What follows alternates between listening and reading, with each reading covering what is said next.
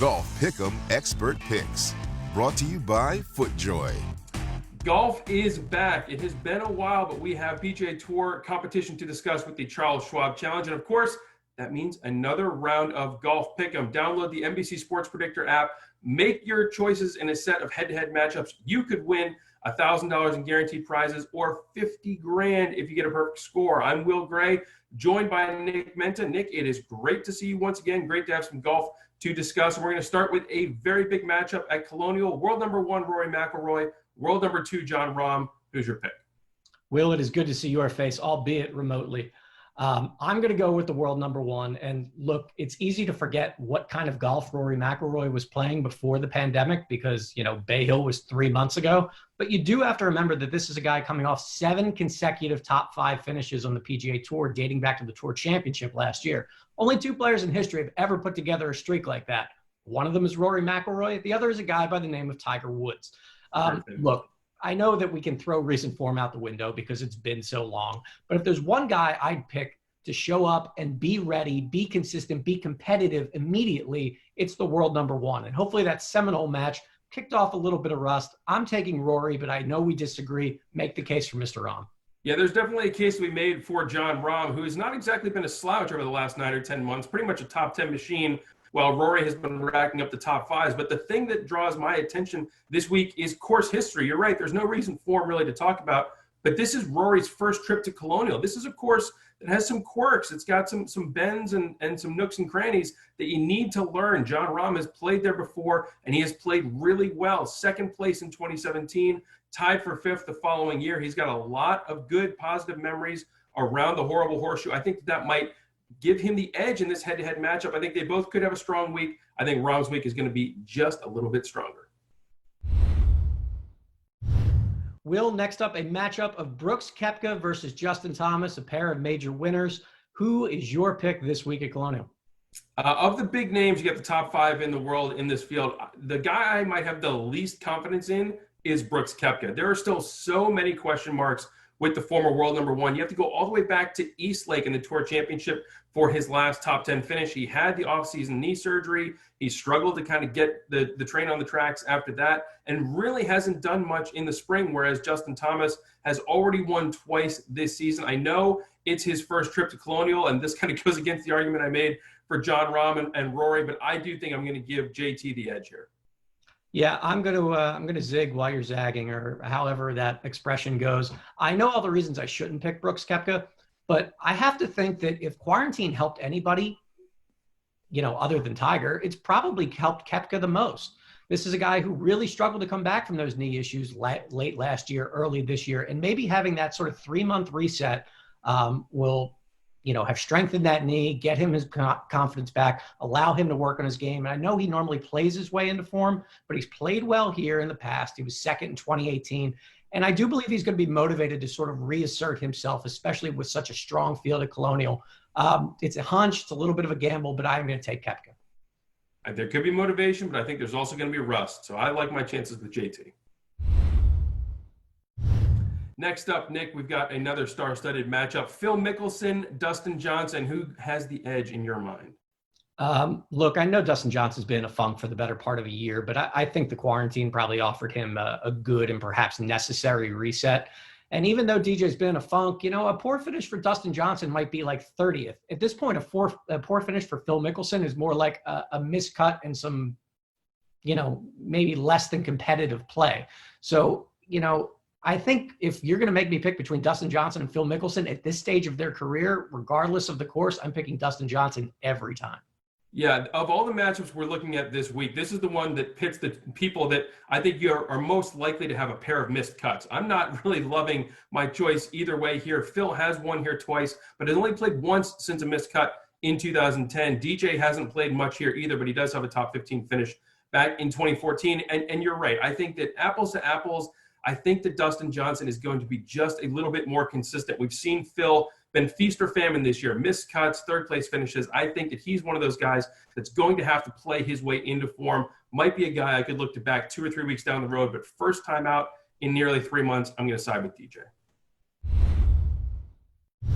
And now, Will, we come to a pair of past champions at this event, Kevin Na and Jordan Spieth. Which of those past champions do you like this week?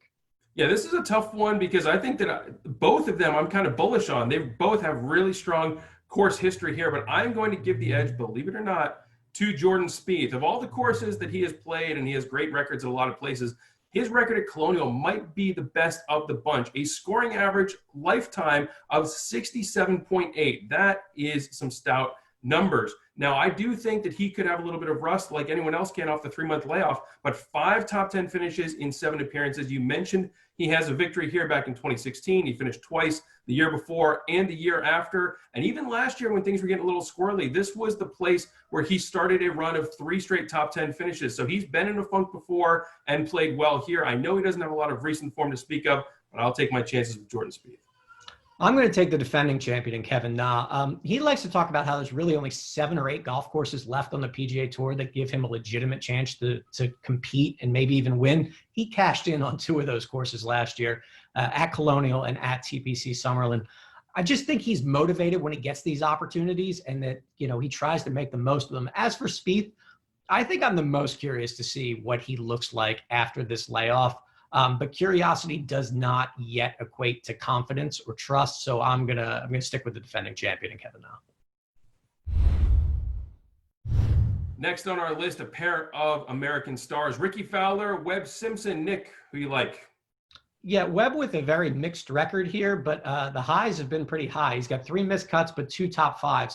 And I believe that when Webb is on his game, that Colonial is a golf course that, really suits him as a kind of precise player.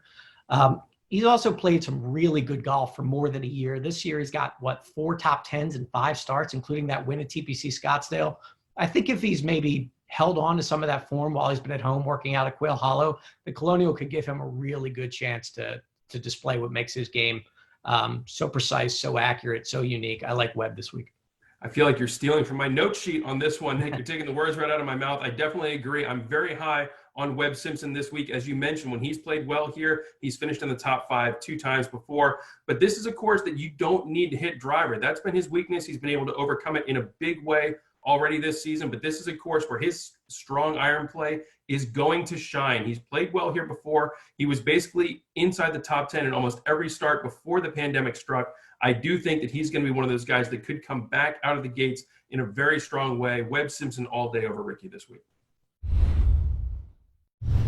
Moving along, Nick, with another matchup of Americans, Patrick Reed, Bryson DeChambeau. They went 1-2 in Mexico earlier this year. Who's going to have the better week at Colonial? Yeah, the analysis here might be a little bit reductive. We just don't have any recent form to go on, so we have to pivot to course history. And Bryson has missed the cut in 3 of 4 appearances at Colonial.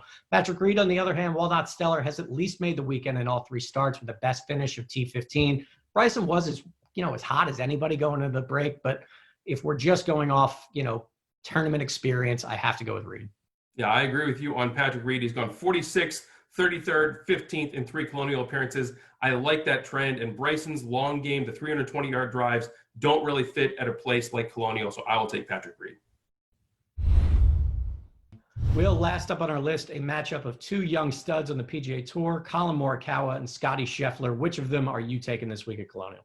Yeah, Colin Morikawa putting his made cut streak on the line for the first time in a couple of months. He's been incredibly consistent as a young pro, but I'm actually going to go the other way. I really like Scotty Schaeffler, not just because he won that charity event in Dallas during the quarantine.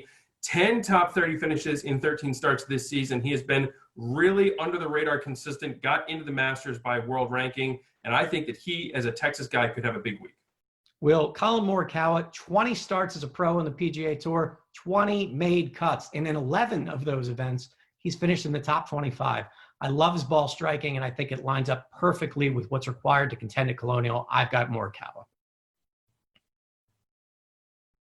All right, Nick. Well, we have gone through the matchups head-to-head. Now it's time to reveal a tournament winner. I'm going to go first, and I'm going to look into the crystal ball. Maybe this is the writer in me seeking the story.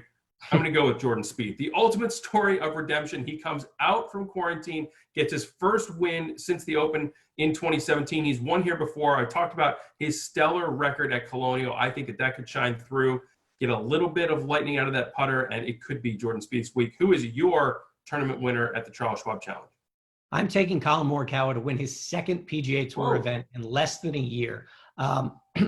He just showed up on tour so sort of like unfazed, prepared, fearless, and ready to contend. And I feel like coming out of quarantine, maybe that benefits him, where he just seems unshakable.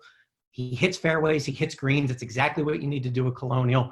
And, he's made 20 consecutive cuts as a pro. So he's got the consistency. He's got the kind of game that should, allow him to contend at Colonial. I like Morikawa this week to pick up his second PGA Tour win.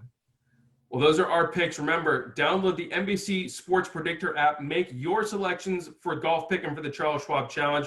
Make your head-to-head picks. Give a tournament winner and a score $1,000 in guaranteed prizes every week. $50,000 to be split among anyone that scores a perfect score. Nick Menta, thanks again for joining us. I'm Will Gray. We'll see you guys next time. Golf Pick'em Expert Picks. Brought to you by FootJoy.